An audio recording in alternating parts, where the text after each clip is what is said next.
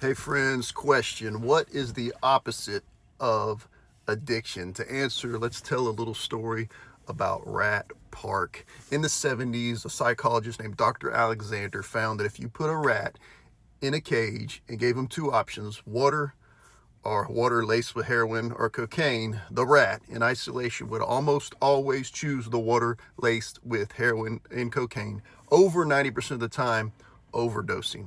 And when he looked at that, he said, wait a minute, let's change the environment a little bit, because all this little rat has to do in this little cage is choose between these two options. What if we change the setting and give him bigger options? And so he invented Rat Park.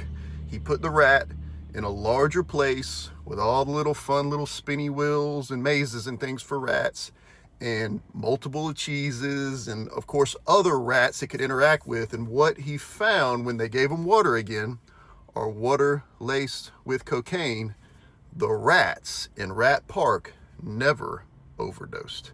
That was huge, because what he found was the opposite of addiction is not necessarily sobriety. The opposite of addiction is connection. This was huge. And this is exactly, guys, the way that we are created as human beings. When we're struggling, it may not be drugs for you. It could be an addiction to devices or porn or food, or just the addiction to a person or unhealthy relationship that we have. When we're struggling with addiction, the problem isn't not just our discipline or willpower. The problem may be the environment and the setting and your lack of connection, positive connections with others. When we find ourselves isolated, that is the place, or lonely, that is the place where we are the most vulnerable to falling back into those unhealthy patterns that hurt us and end up falling into. And so what we find is, guys, that there is a way that we are created to thrive, and it has to be with others. You need to find your tribe. You need to find your people. You need to find others who are on the same purposeful track that you are on. And as you connect with them, the other things just fall away.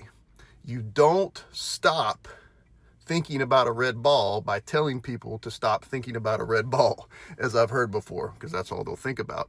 That's just a law-filled way of doing it. But the gospel and the gracious goodness of God will plug you into a tribe, a people, a body, a bride, a community in which they will give you a thriving, healthy mental outlook, social life, emotional support, and of course, spiritual food, in which you no longer even have a taste for